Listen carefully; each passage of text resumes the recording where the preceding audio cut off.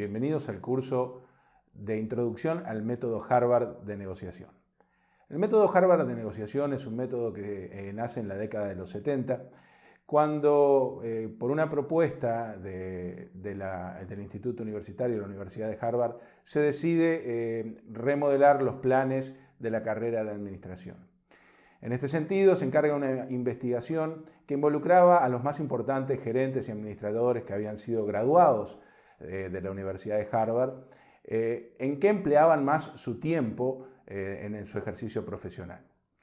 Esta investigación trajo a la luz que los profesionales, los gerentes, la mayor parte del tiempo de su ejercicio profesional lo empleaban negociando, ya fuera con el capital humano, ya fuera con otras empresas, ya fueran con otros directivos. Y al mismo tiempo se notó que en las mallas curriculares de la carrera de administración no se encontraba ninguna materia referente a negociación. Por eso se le encarga a tres profesionales que desarrollen un modelo, un plan, para poder incluir la materia de negociación como algo fundamental dentro de lo que sería la malla curricular de la Universidad de Harvard. Tal es así que Roger Fisher, Bruce Patton y William Ury en 1980 terminan de publicar un libro que resume los principales métodos y principios para poder negociar efectivamente. Este método de negociación tiene una característica, y es que parte de la premisa que todas las partes, puede ser bipartita, tripartita o tener más partes, pero todas las partes de una negociación deben salir ganando, deben tener un resultado positivo.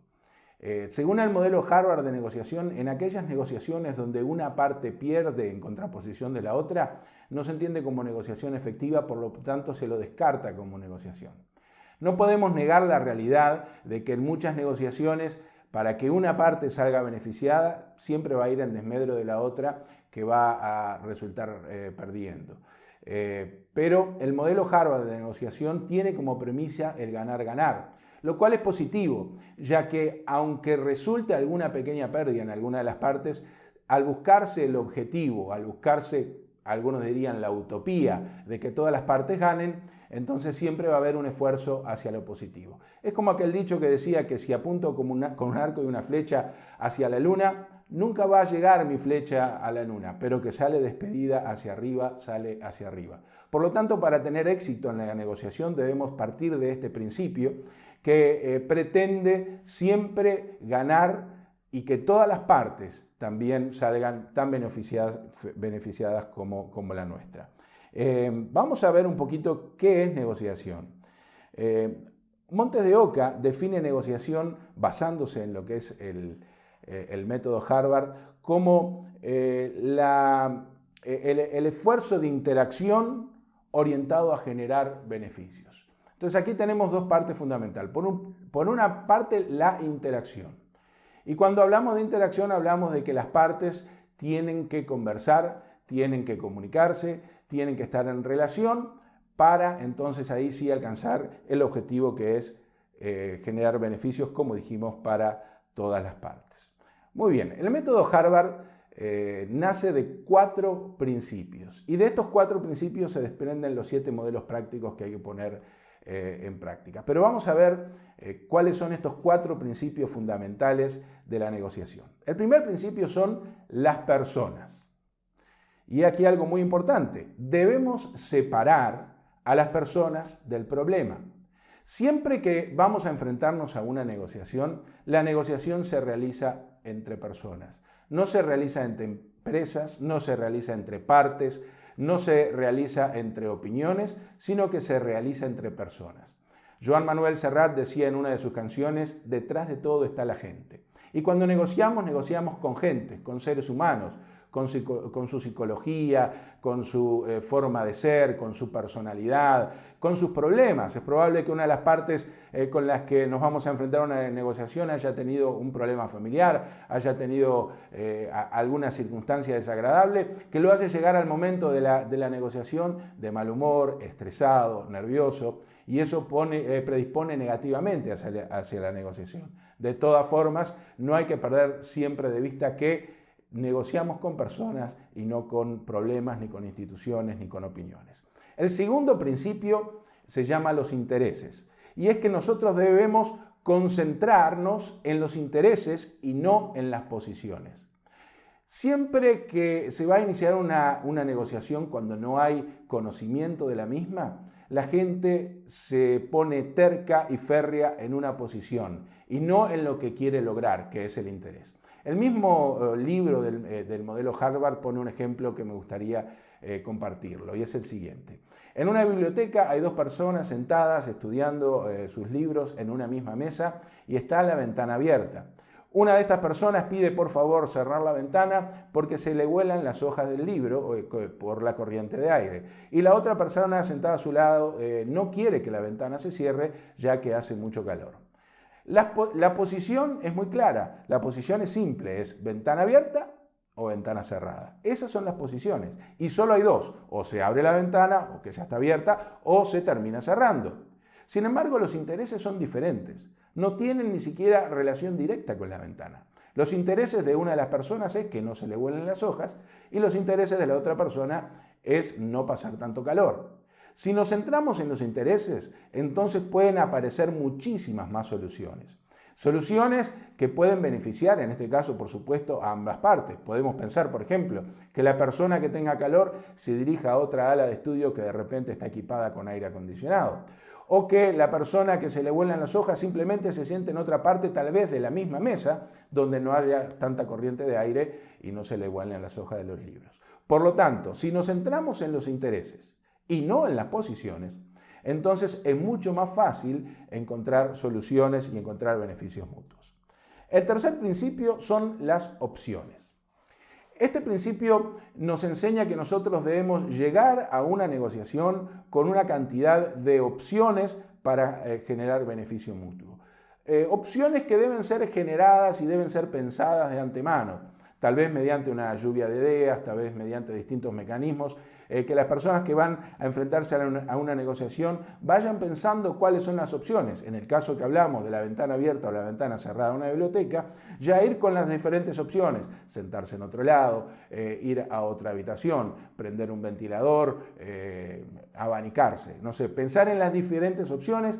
Lo ideal es escalonarlas, cuál es la mejor a nuestro criterio, a cuál es la menos práctica. Sin embargo, para la otra persona, la que nosotros consideramos mejor, no siempre es la mejor. Por eso siempre hay que ir con una cantidad, con un abanico de opciones que nos ayude a encontrar una solución de beneficio mutuo.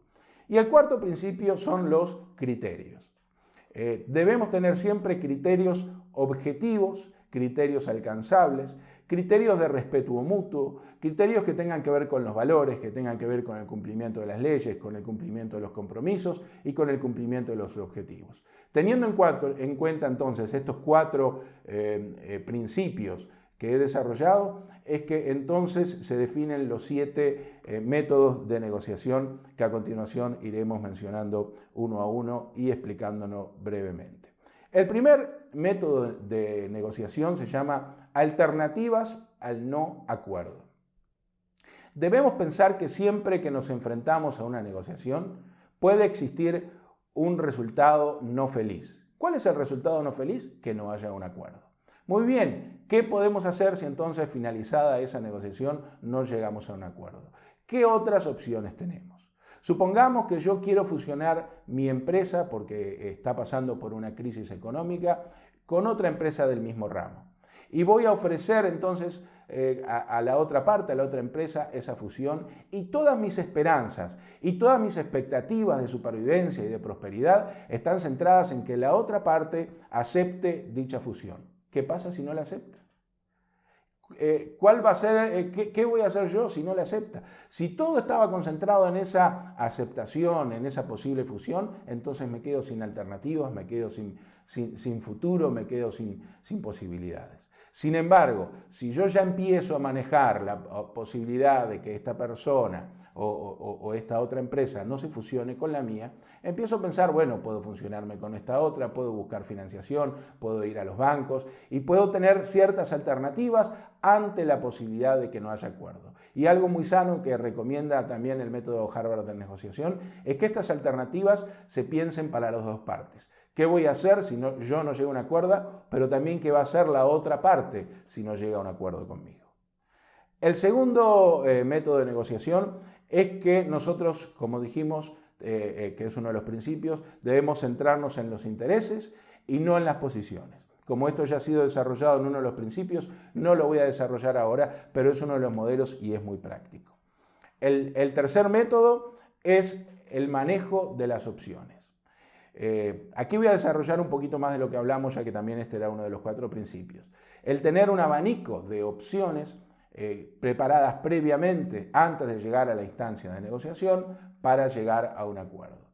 Entonces, para tener un abanico de opciones hay ciertas cosas prácticas que se pueden hacer. Primero, que haya una reunión de personas entendidas, de profesionales, donde se haga una lluvia de ideas. Y muchas veces ya en esta parte se puede incluir representantes de la otra parte para empezar a lanzar lluvias de ideas para tener una cantidad de opciones frente a la instancia de negociación. También tenemos que conocer la cadena de valor, tenemos que conocer cuáles son nuestros objetivos, tenemos que conocer cuáles son los objetivos de la otra parte, para entonces sí poder manejar las opciones criteriosas para que se alcance un beneficio mutuo. El tercer modelo es el modelo de los criterios. Criterios que deben ser objetivos, criterios que deben ser legales, criterios que deben ser alcanzables y criterios que como principal principio deben cuidar cada una de las partes que van a negociar. El siguiente modelo es la relación. La relación que debe existir entre las partes. Como dijimos, uno de los principios, detrás de todo está la gente. Nosotros vamos a negociar con personas. Personas que sí pueden representar una institución, pueden representar una empresa, pueden representar una parte dentro de nuestra misma organización, ya que a veces las negociaciones sean intestinas dentro de una organización. Pero siempre son personas, y son personas con las que muchas veces nosotros vamos a tener que seguir negociando. Supongamos una negociación entre un proveedor y una empresa.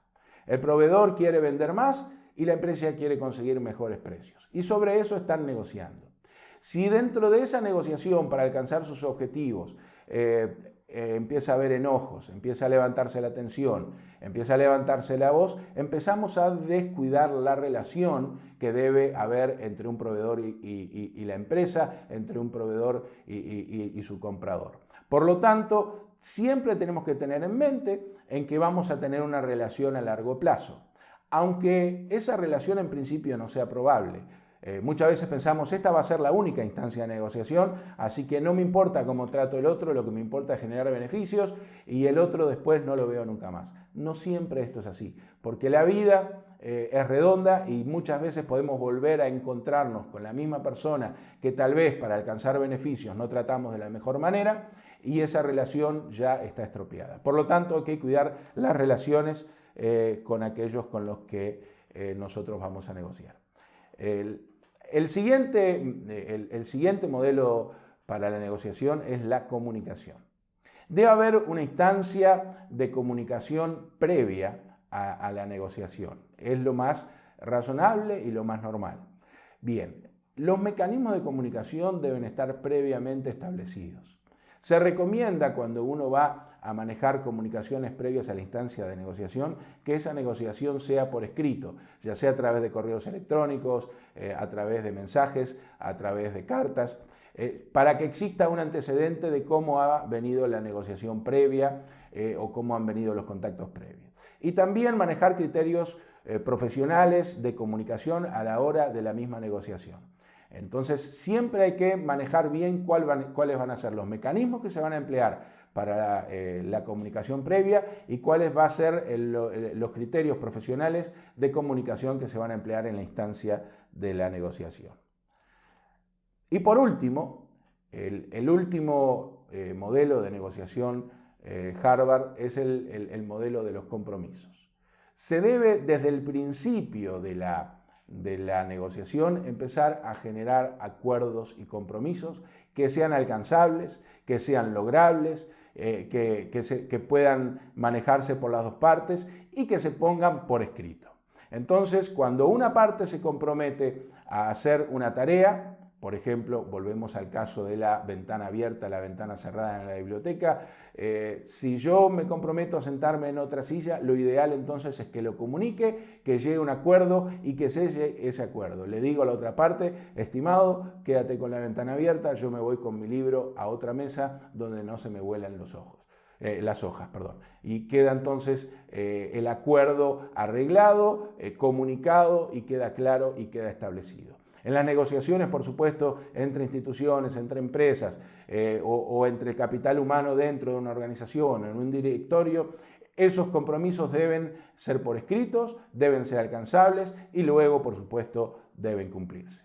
Esto ha sido todo lo que comunicamos hoy sobre el método Harvard de negociación. Ha sido un placer compartir estos minutos con ustedes.